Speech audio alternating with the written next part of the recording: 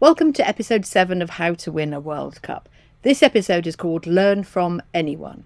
In this session, we're going to go a bit more deeply into the various people who Clive Woodward learned from. We've met some of them already: a Brisbane dentist who smashed up his surgery, a man who sailed 30,000 miles around the world, the Royal Marines, the Denver Broncos, an Israeli scientist who studied handwriting. Almost none of it, not one significant piece of this, came from rugby. And that's not an accident. That's the whole secret. Because the very best winners in any field you care to name show one slightly shameless habit. They are magpies. They'll steal a good idea from absolutely anyone, anywhere, and they couldn't care less which sport or which world it came from. This episode is about that habit and how far these two England teams went to feed it.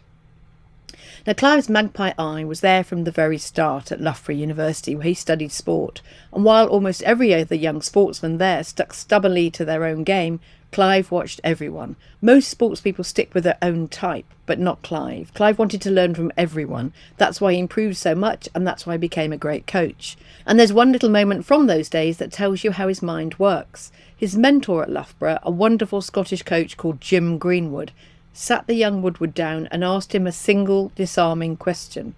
What can't you do? And instead of bluffing, instead of protecting his ego, Clive admitted the truth. He couldn't kick with his left foot. Greenwood was astonished, not that a player has a weakness, of course, but that a proud young man, desperate to be the best at college, would stand there and confess one out loud. And the reason he did it was so he could go away and fix it. And he did. He went off and learned to kick with his left foot. That's the first rule of learning from anyone. You have to admit without flinching what you cannot yet do. The magpie's first move is humility. So look where that hunger took him. We've watched it, episode by episode, but let me lay it all out in one place because it's genuinely astonishing. He went to a marketing conference and came away with the philosophy of a maverick dentist and turned it into the critical non-essentials. He flew to America to watch American football and came home running his rugby team like an NFL franchise. He took a squad into a freezing forest to be broken and rebuilt by the Royal Marines.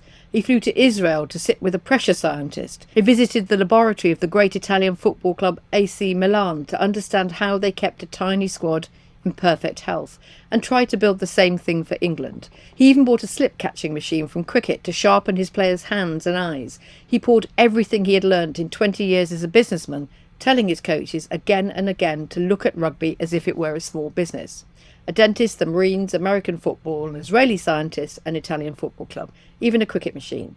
The boardroom. The magpie never once asked, is this idea from rugby? He asked only one question, is it any good for the team? And if it was, he took it.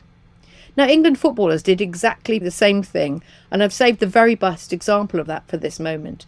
When they set about cracking penalties, the most English of all problems, where do you imagine they turned? They hired an economist, specifically a Basque professor of economics from the London School of Economics, who had spent years studying penalty shootouts. Now, why was an economist studying penalties? Because he wanted to test a famous mathematical theory about decision-making, the Nash equilibrium, named after the Nobel Prize-winning mathematician John Nash, the man who Russell Crowe played in the film A Beautiful Mind. Let that settle for a second. To solve a football problem, England went and found a man using a Nobel Prize-winning maths equation to predict which way a goalkeeper would dive. His research was so good it had already helped Chelsea win a Champions League final by revealing which way an opposition keeper always went. And England guarded him so jealously after stealing him that their own press officer had never even heard of him.